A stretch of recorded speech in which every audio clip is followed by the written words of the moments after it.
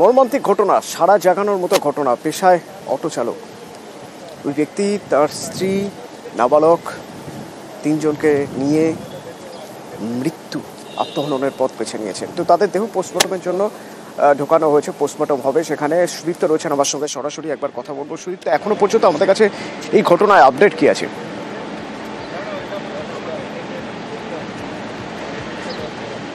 দেখো অতনু, একেবারে 10:30 নাগাদ 3টি দেহই কিন্তু আনা হয়েছে। গতকাল হালতুতে যে 3 দেহ উদ্ধার হয়েছিল, সোমনাথ রায় এবং সৌমিত্র রায় এবং সেই সঙ্গে একই সঙ্গে তাদের যে সন্তান, নাবালক সন্তান তার, অর্থাৎ সুমিত্রা, সোমনাথ এবং তার নাবালক সন্তানের, এই 3 জনের।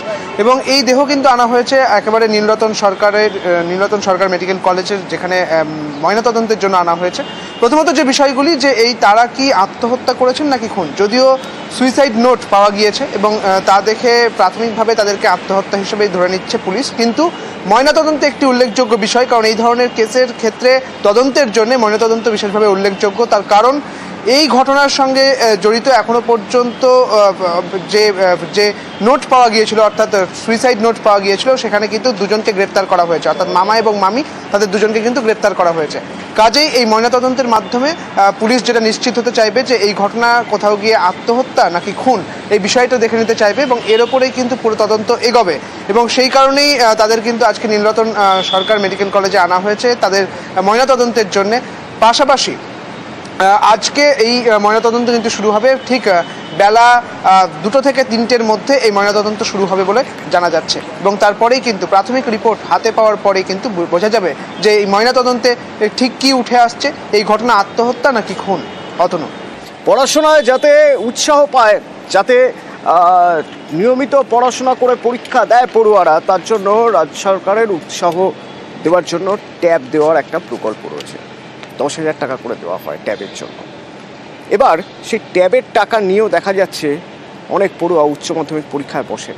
উচ্চ মাধ্যমিক পরীক্ষা চলছে, এখন হিসাব করে দেখা যাচ্ছে যে অনেক পড়ুয়া, যাদের মধ্যে ছাত্র যারা, তারা হয়তো ভিন রাজ্যে চলে গেছেন কাজের খোঁজে, যারা ছাত্রী তারা হয়তো বিয়ের পিড়িতে বসেছেন, পরীক্ষা আর দিচ্ছেন না। পূর্ব মেদিনীপুরে এরকম সংখ্যা অনেক। আমার সঙ্গে সুজিত রয়েছে সরাসরি। সুজিত, সমস্যা কোথায়? মানে যখন উৎসাহ দেওয়া হচ্ছে, টাকা দেওয়া হচ্ছে, তারপরেও তারা পরীক্ষার হলে বসছেন না, যাচ্ছেন না, পরীক্ষা দিচ্ছেন না, অর্থাৎ তারা কি মনে করছেন যে এই টাকাটা তাদের এমনি দেওয়া হচ্ছে এবং সেই টাকা তারা অন্য কাজে লাগাবেন, বাস তারপরে পরবর্তীতে তারা জীবিকার জন্য অন্য জায়গায় চলে যাবেন, উচ্চ মাধ্যমিক পরীক্ষাটা অতটা জরুরি নয়? তাহলে তো সচেতনতার অভাব। সচেতনতার অভাব। এবং কোন জেলার কথা তুমি বলছো আমি বলছি, সেটা হলো জেলা পূর্ব মেদিনীপুর। তুমি জানো প্রায় দশক পেরোলো প্রতি বছর মাধ্যমিক উচ্চ মাধ্যমিকে যখন কিনা ফলাফল অর্থাৎ রেজাল্ট প্রকাশ পায়, যে জেলা পাশের পার্সেন্টেজে 1 নম্বরে থাকে রাজ্যের মধ্যে, সেটা পূর্ব মেদিনীপুর। আর সেই জেলায় এই ছবি অত্যন্ত চিন্তার, কিন্তু যথেষ্টই চিন্তার এবং চিন্তিত প্রশাসন একদিকে, শিক্ষা দপ্তর এবং শিক্ষকরা। কারণ তুমি যে দুটো কারণ বললে একেবারে ঠিক, যে আর্থিক সমস্যা বা উৎসাহ হারাচ্ছে যে ছেলে পড়ুয়ারা, তারা কিন্তু ভিন রাজ্যে পর্যন্ত পাড়ি দিচ্ছে, তারা কাজ করতে যাচ্ছে, স্কুল কর্তৃপক্ষ বলছে খোঁজ নিয়ে। আবার মেয়েরা, এই জেলাতে কিন্তু মেয়েরা, নাবালিকা মেয়েরা, তারা কিন্তু বিয়ে করে ফেলছেন এবং তারা পড়ুয়া। এবং এই ছবিটা ধরা পড়ছে পূর্ব মেদিনীপুর জেলা জুড়ে, খেজুরি থেকে মহিষাদল, তমলুক থেকে মেছাদা। অতনু, বেশ চিন্তার বিষয়, কারণ কম বয়সে বিয়ে হচ্ছে, পড়া ছেড়ে দিচ্ছে মেয়েরা, অন্যদিকে ছেলেরা কাজের জন্য বা আর্থিক সংস্থানের জন্য তারা মজুর খাটছে, দিন মজুরের কাজ করছে, তারা ভিন রাজ্যে পাড়ি দিচ্ছে। এই যে বিষয়, সেটা কিন্তু প্রভাব পড়ছে। যাচ্ছে না, পড়াশোনার জন্য পরীক্ষার যাতে ভালো করতে পারে তার জন্য এভাবে সরকারি সাহায্য, তারপরেও সাহায্য নেওয়ার পরে পূর্ব মেদিনীপুরে এই ছবি, যা যথেষ্টই উদ্বেগের, যা চিন্তার। এবং চিন্তিত প্রশাসন, শিক্ষক, শিক্ষাবিদরা তারা কিন্তু বিষয়টি নিয়ে বলা যায় আলোচনা শুরু করেছেন, কারণ ইতিমধ্যে সবকিছু সামনে এসেছে। তো দেখা যাচ্ছে সচেতনতা বাড়ানোর কোনো প্রক্রিয়া বার করা যায়, তাহলে হয়তো পরের শিক্ষাবর্ষে এই সংখ্যাটা অনেকটাই কমতে পারে। ধন্যবাদ।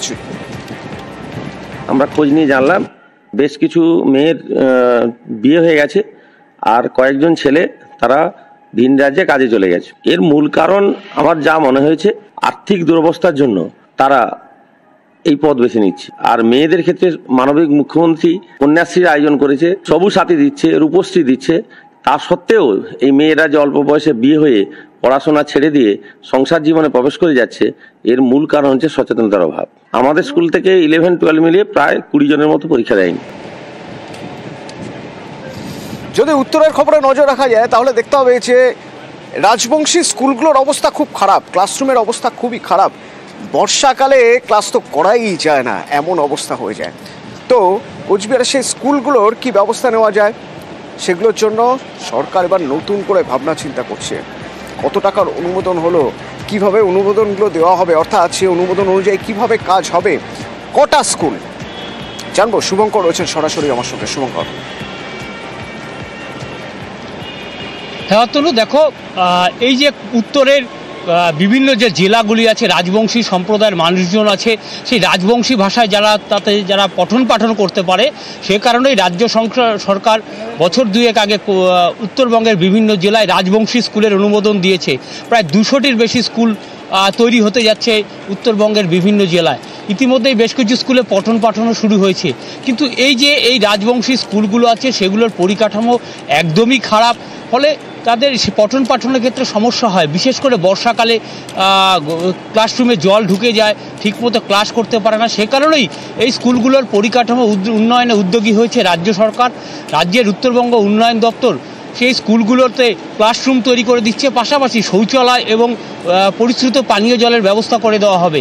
ইতিমধ্যেই উত্তরবঙ্গ উন্নয়ন দপ্তরের আধিকারিকরা বিভিন্ন জেলা ঘুরে এই যে রাজবংশী স্কুলগুলো আছে সেগুলো কোথায় কি আছে, কতটা জমি আছে, সব কিছু নিয়ে একটা সার্ভে করছে।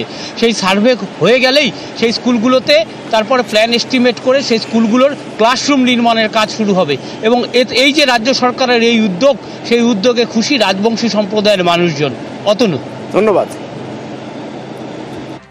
এই দেখুন, গন্ডার ঘুরে বেড়াচ্ছে আর গরুমারায় এবার গন্ডার শুমারি হচ্ছে। গরুমারা জাতীয় উদ্যানের ছবি, সেখানে এবার গন্ডার শুমারি শুরু হচ্ছে। আজ এবং কাল চলবে গন্ডার গণনার কাজ, দুদিন, তাই পর্যটকদের জন্য বন্ধ থাকবে জঙ্গল।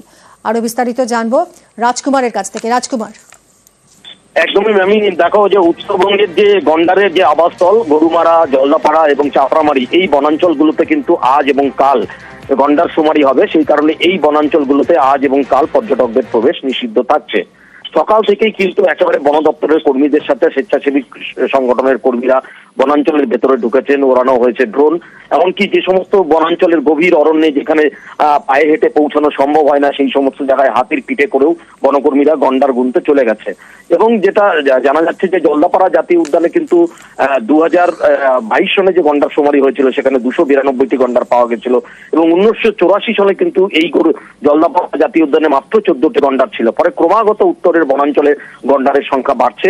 এবারও বনকর্মীরা, বন দপ্তরের কর্তারা আশা করছেন যে এবারও তারা আরো বেশি সংখ্যায় গন্ডার পাবে।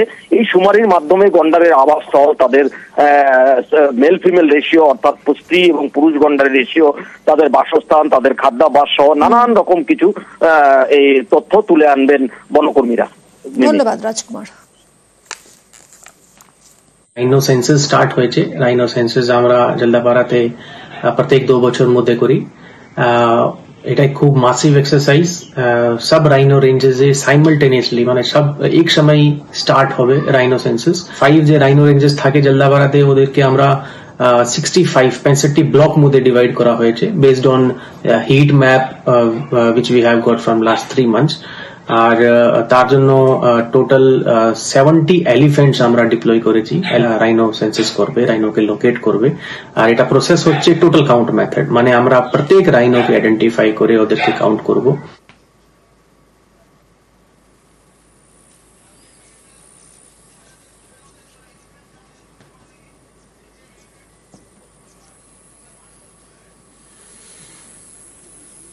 গরুমারায় গন্ডার শুমারি শুরু হচ্ছে। দুদিন ধরে গন্ডার শুমারি চলবে, গন্ডার গণনার কাজ চলবে, আর তাই জন্য পর্যটকদের জন্য দুদিন বন্ধ রাখা হচ্ছে গরুমারা জাতীয় উদ্যান।